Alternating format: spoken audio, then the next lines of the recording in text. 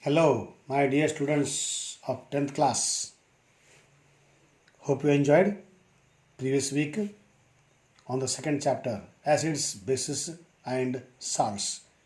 It was a bit long chapter compared to the first chapter because there we have to study different types of salts which we come across in our everyday life.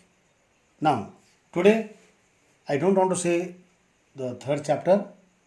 You know the name of the third chapter, but still you will declare yourself afterwards. So let us start with the definition of a matter. Anything that has mass and occupies space is called matter. So you and me are examples for matter. Now, to study matter, we require years of together. Why? In one day, in 1 year, we can't study the entire matter. Therefore, year by year, step by step, we learn the nature of matter. So, one such study is what? How matter is classified. Matter is classified on two grounds, physically and chemically. Physical classification of matter means just by seeing the outside appearance, without conducting any test or the experiment, we classify matter. That is called physical classification of matter. According to that, it is classified as solids, liquids and gases.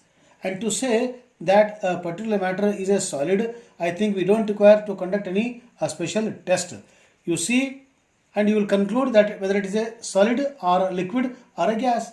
Therefore, this is called what? Physical classification of matter. Now, chemical classification of matter means inside story of a matter. What is there inside? Why it behaves like this? Where we use this matter? Why we use this matter?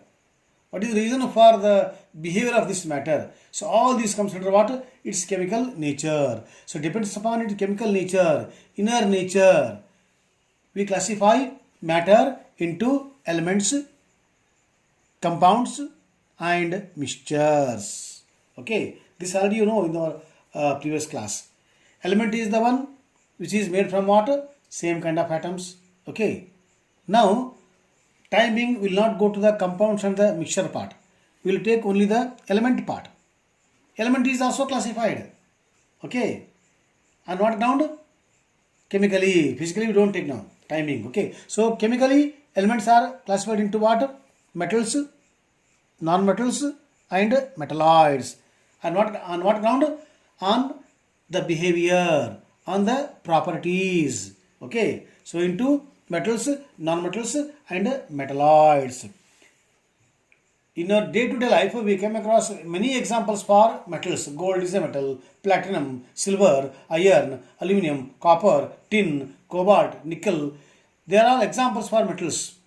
Okay, non-metals, oxygen, nitrogen, hydrogen, carbon. And there are very few examples for metalloids which we are going to learn in the higher class because their properties are intermediate between metals and the non-metals.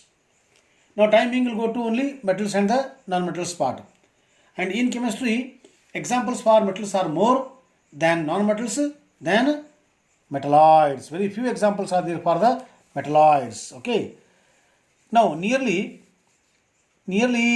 70 plus are there for the examples for metals and around 11 to more than 11 for non-metals and very few are there for the metalloids. Okay. Best example for metalloid is what? Silicon and the germanium. So complete electronic world is based on the silicon and the germanium. What we are going to learn in the electronics area afterwards. Okay.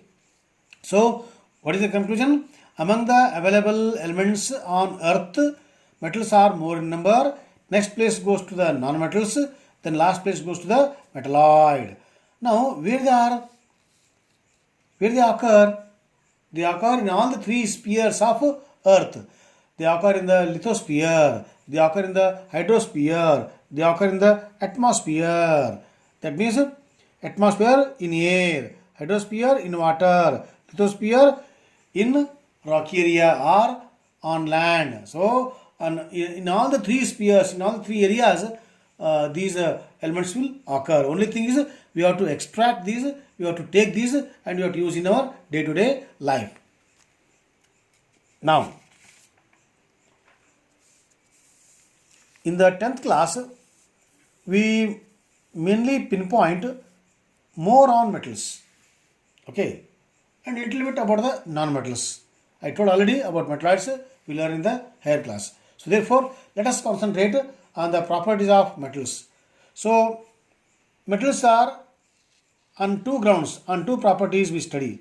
Physical properties of matter, not matter but the metals, and the chemical properties of the metals. I told already, physical means what? Just by seeing the outside appearance without conducting any important test. Okay, some tests you may conduct but not that much.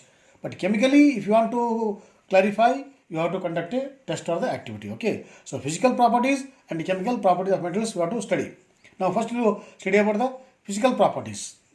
Okay, property number 1. Metals are lustrous. Lustrous means what? It is the property of shining. They shine. I am speaking of what? Metals which are in the pure state. If you see the dull metal, that means either it contains some impurity, or it might have undergone some reaction, or something has happened. But if the metal is in the pure state, pure condition, it has to shine. Okay, so this is one of the very important properties of metals.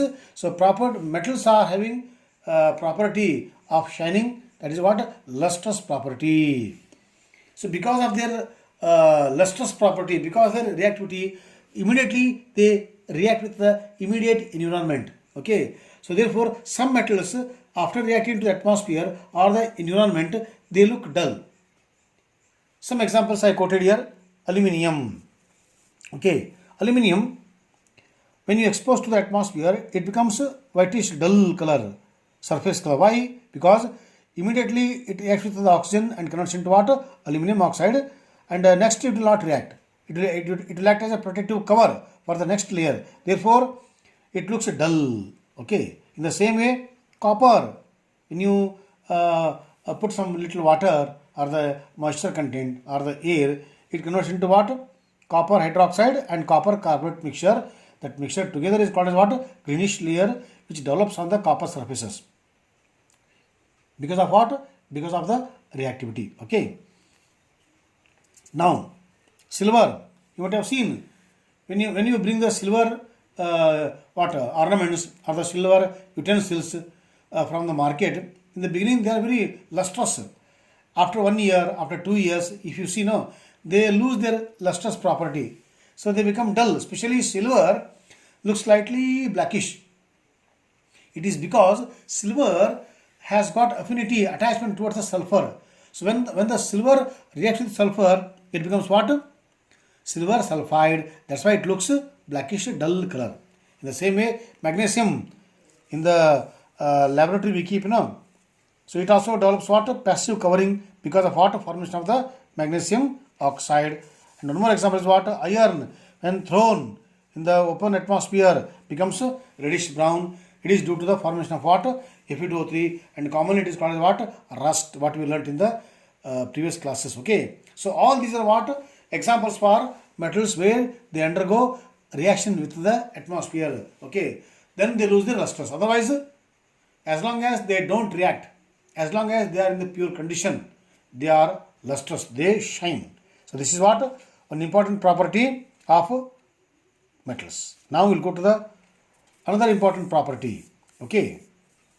But here, what I wrote here, gold and platinum.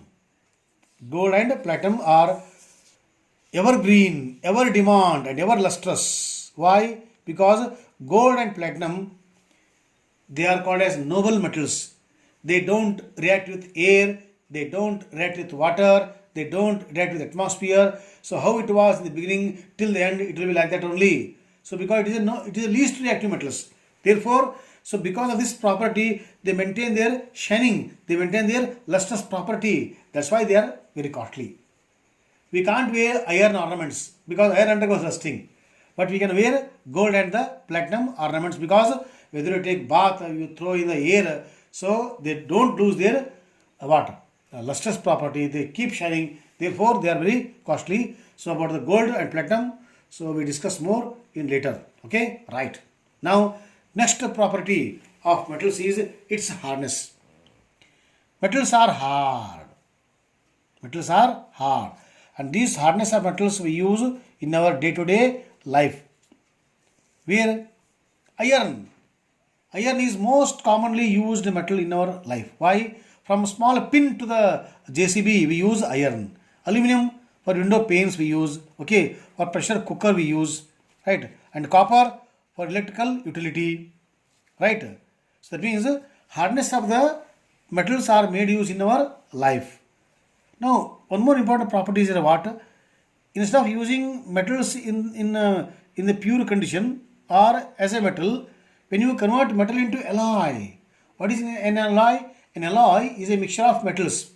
When we convert the metal into alloy, property changes. Okay, and alloys are better than metals. For example, you see, iron is actually pure iron is very soft. When pure iron becomes stainless steel, very hard, like that.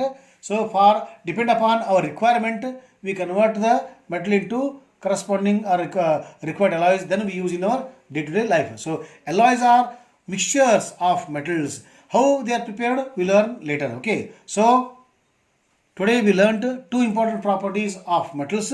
One is lustrous property, second is hardness property. So in our next class we learn more about the metals. So till then, thank you very much.